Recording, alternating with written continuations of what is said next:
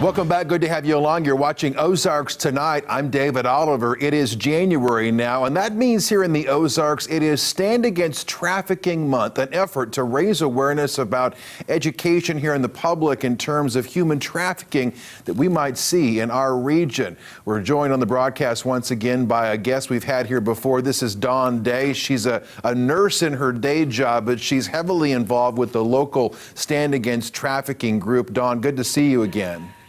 Thank you. Thank you very much for this opportunity. It's great to be here. As always, we're happy to have you. We're going to talk about this being the month for Standing Against Trafficking and also a big event you have coming up, a free webinar later this month. But let's, for our viewers who may not be familiar with the group, let's remind our viewers what Stand Against Trafficking is all about. Yes, sir. Stand Against Trafficking is a local organization. We are a coalition that's located in Springfield, Missouri. Our goal is to eradicate trafficking in our community. We want to raise awareness, and through our goal to raise awareness is to provide education. So anybody in the community that would like more information about trafficking, would like us to create a presentation or come to your group or come to your organization and give a lecture on trafficking, that is what we do. We provide free education to the community and hope to raise awareness to prevent this from occurring. And I know over the years, Standing Against Trafficking has done, in fact, quite a bit in terms of public education to help folks understand that this is happening here. What would you say to people who may think, well, it's not happening in the Ozarks? What would you say? That is why I got into it. As David, you mentioned, I am a nurse. The job that I have is in the emergency room, and I take care of victims of sexual assault. And through talking to them throughout the years, I realized that when they're telling me their stories and telling me what's occurring to them, I am realizing that they are victims of trafficking. It's happening here. It's happening much more than what we realize. It is not the sensational concept that we see on the movies or in TV. That is the goal of STAND. We don't want to sensationalize the concept of human trafficking, but we really want to explain what it really looks like, what we're dealing with in our community, and things you can spot to be able to identify sex and labor trafficking. So from your perspective in your day job again, Dawn, being a trauma nurse here in town, are you seeing that we are, in fact, getting results from all the efforts that Stand Against Trafficking has made over the most recent years in terms of, are we seeing fewer instances of this?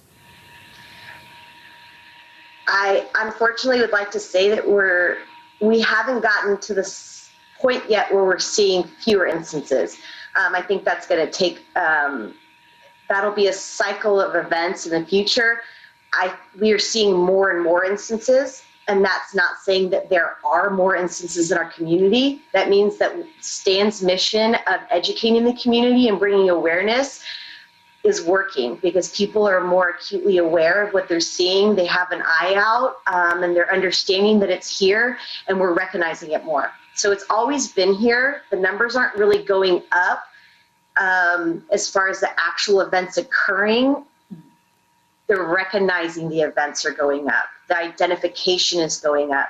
We're having more calls into the national hotline. We're having more survivors reaching out to the national hotline. They are realizing that they are victims and they are reaching out and they are becoming survivors. So I look forward to the day in which our numbers actually go down, where we can create the cycle of it not even occurring. But right now, we are more busy because there's more acute awareness of it occurring. Well, I've done enough interviews with law enforcement over the years, and they will tell you sometimes when you see an uptick in a crime statistic, perhaps, it's often attributed back to, not always, but often attributed back to public education and reporting. So I understand what you're talking about there. Let's talk about the fact that January is Stand Against Trafficking Month, that'll lead up to this big webinar you have coming up on the 21st. But what's your overall goal in terms of public education this month?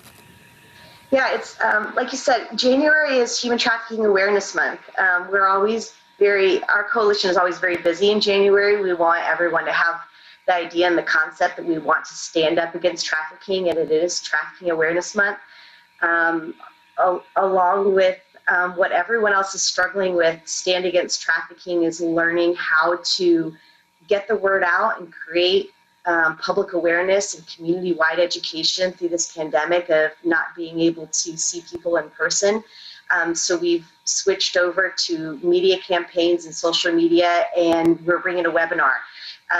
We usually do a live community event quarterly, especially we hit hard and do something really big in January to focus on this month. And this month we have a webinar series. It's free to anybody who wants to do it.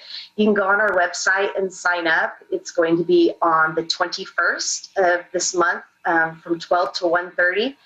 It's a free webinar, and we're bringing in a fantastic speaker from Missouri, Russ Tuttle, that he is the founder of the anti-trafficking coalition, and his goal is to raise awareness as well, and we're very excited to be able to have him as a guest to be able to speak at our webinar.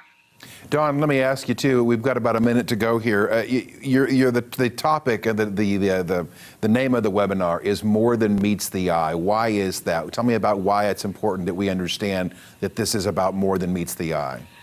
Because that's what our webinar is about. We wanted to create a topic. We don't just want to throw definitions of trafficking at individuals. We really wanted to dig deep and explain what we're seeing. It is more than what meets the eye. It's, you look at a situation and is it what you think it is, or is there something else going on? And that the webinar is going to especially look at looking at traffickers, what's their AMO, what's their grooming tactic, what that looks like, and how we can really take a second look and try to figure out what that situation is that we're seeing. Okay. Dawn Day with Stand Against Trafficking locally. I appreciate your time. And again, we'll have this on our website as well, ozarksfirst.com. We appreciate your time and best of luck, Dawn, okay? Thank you so much. Thank you for the opportunity. More Ozarks tonight after this quick break.